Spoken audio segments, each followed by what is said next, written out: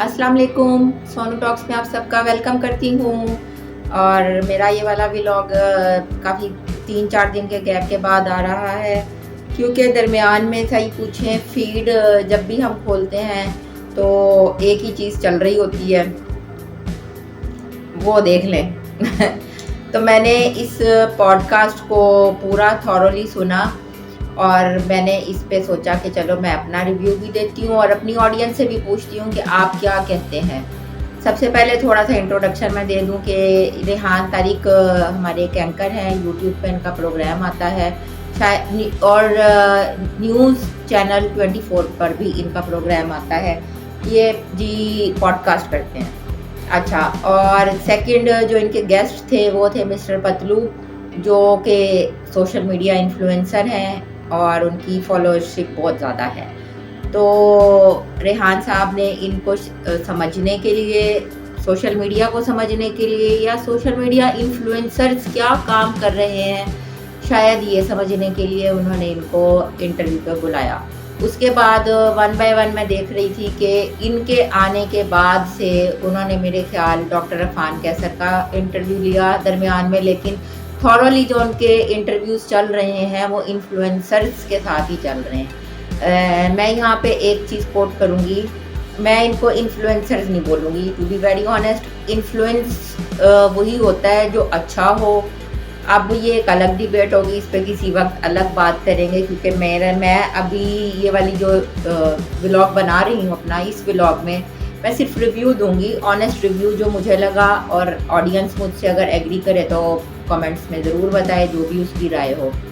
तो जी मिस्टर पतलू जो है वो मैं कहूँगी एक टिकटॉकर है। टिकटॉक से उन्होंने फेम पाया। मैं उनको बजाते खुद तो नहीं जानती, वेरी ऑनेस्ट। मैंने उनके इस पॉडकास्ट से पहले मैंने उनको सोशल मीडिया पे फॉलो भी नहीं किया, मैंने उनकी बहुत ज़्यादा वीडियोस भी नहीं देखी। हाँ, ऑफ कोर्स हम इस सोसाइटी में रहते हैं, तो जिस सोसाइटी में आप रहते हो तो वहाँ के जो फेमस इन्फ्लुएंसर्स होते हैं, जब जैसे रजब भट्ट है, जैसे डकी हैं, उनका केस चल रहा है, तो आप इन नामों से फेमिलियर होते हो। अगर कोई ये बोले ना कि मुझे इस नाम का नहीं पता, तो मैं कहूँगी ये एक झूठ है, टू बी वेरी ऑनेस्ट।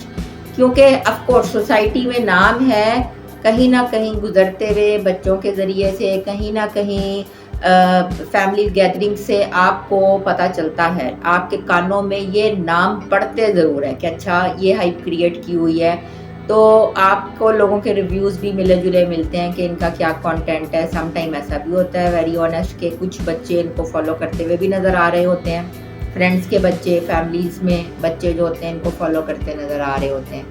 तो जनाब अब हम आ जाते हैं डायरेक्ट टॉपिक के ऊपर। जी एक पॉडकास्ट हुआ और जो कि बड़ा हाइप क्रिएट किया इस पॉडकास्ट ने, और इसकी जो रेटिंग आई वो 7.5/10 थी। उसकी वजह हो सकता है कि पतलुओं, उसकी वजह हो सकता है ये रेहान साहब ने जो इनसे क्वेश्चंस किए, और मैं अगर ऑनेस्ट रिव्यू दूँ ना तो मुझे ये लगता है कि ये एक क्रॉस फायर पॉडकास्ट था।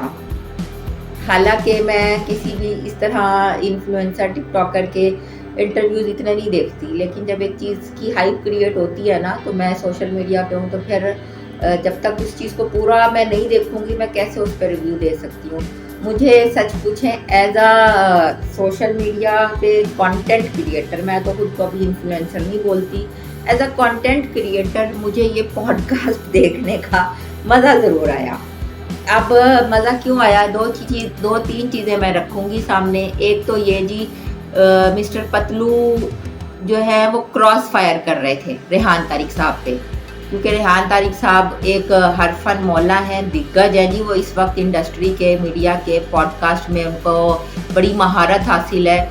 जो भी वो गेस्ट को बुलाते हैं उसका बायोडाटा और उसके ऊपर उन्होंने होमवर्क अच्छा किया होता है, और बातों में उलझाना, पार्टी के अगेंस्ट, स्टेट के अगेंस्ट अल्फाज अगले के मुंह से निकलवाना उनको बहुत अच्छे से आता है। तो यहाँ पे तो मैं क्रेडिट दूंगी रेहान तारिक साहब को। वैसे मेरे क्रेडिट की उनको ज़रूरत नहीं है, बट फिर भी ऑफ कोर्स यस, आप कैपेबल हैं, इनफ हैं, आपने सहाफ़त पढ़ी है और इतने सालों से आप काम कर रहे हैं। अब दूसरी तरफ आपने एक बंदे को बुलाया जो कि जी सिर्फ फेम रखता है, ऑफ कोर्स पैसा भी उसके पास है, लेकिन वो आपके साथ क्रॉस फायर कर गया रेहान साहब, ये तो सच है, क्रॉस फायर कर गया। और उसके बाद जी मेरा रिव्यू इसलिए लेट हो रहा है क्योंकि मैं चीज़ों को ऑब्जर्व कर रही थी। उसके बाद इनकी जानिब से पतलूस की जानिब से शायद फैमिली टारगेट हुई रेहान साहब की, जो कि बहुत गलत बात है, अनएथिकल है, नहीं होना चाहिए था कि उनके मीम्स बने, उनकी एआई के थ्रू वीडियोस बनी, डांस करते हुए उनकी वीडियोस बनी, ये गैर इखलाकी काम था।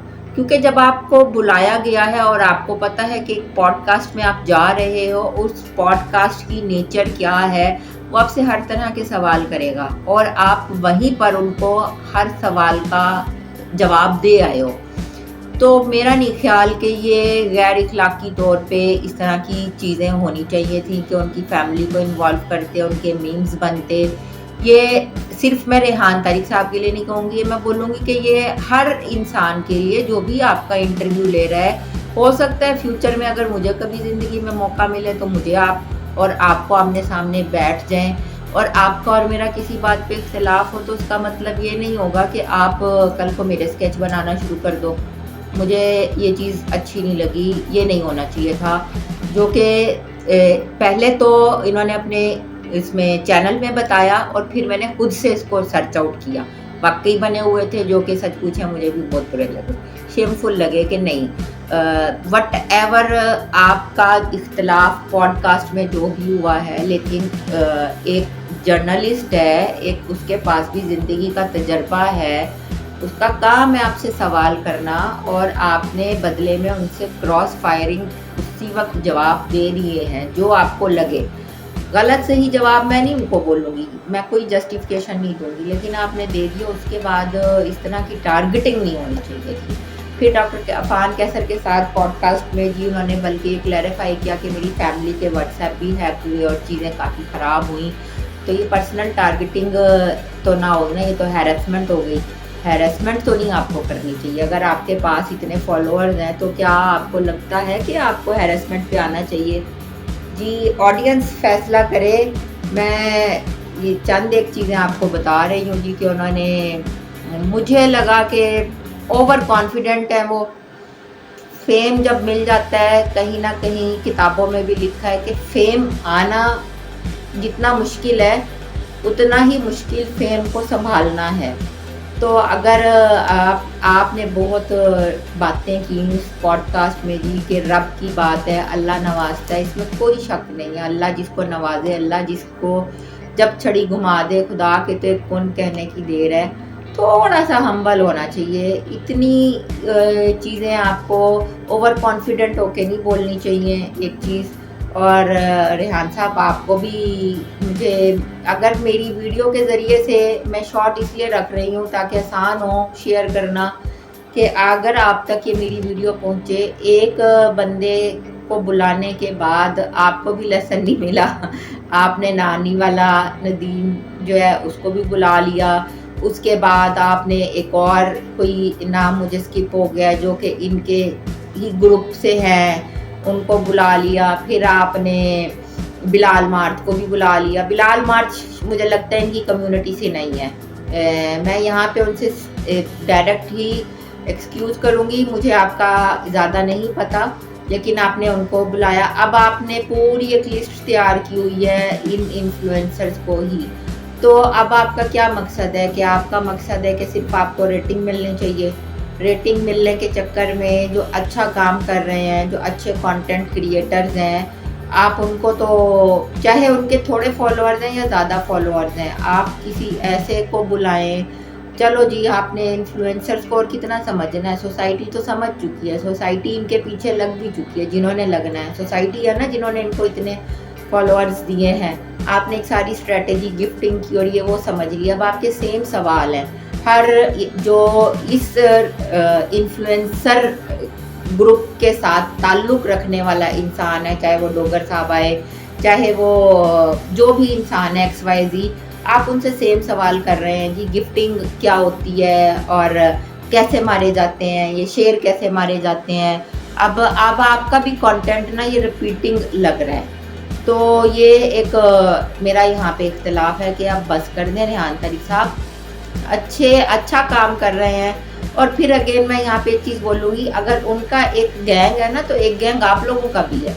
मैं अपनी एक छोटी एग्जांपल देती हूँ। मैंने कुछ वीडियोस बनाई, तो आप जो चंद एक लोगों का ग्रुप है ना, सहाफ़त से रिलेटेड सो कॉल्ड, जिसमें डॉक्टर साहब भी आ जाते हैं, और वो डॉक्टर हैं, वो सहाफ़त से नहीं रिलेटेड, लेकिन वो मोटिवेशनल स्पीकर और ये सारी चीज़ें हैं। और उनके साथ एक और बड़ा नाम जुड़ता है। अगर मैंने यहाँ पे नाम लिया तो अगेन बात कहीं से कहीं पहुँच जाएगी।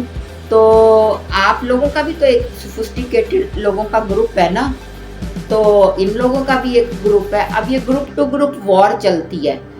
इधर से जी इन्फ्लुएंसर को किसी को छोड़ा, वो सारा गुत्थम गुत्था हो जाते हैं, इकट्ठे हो जाते हैं, और वो कहते हैं इन पे चढ़ दौड़ो।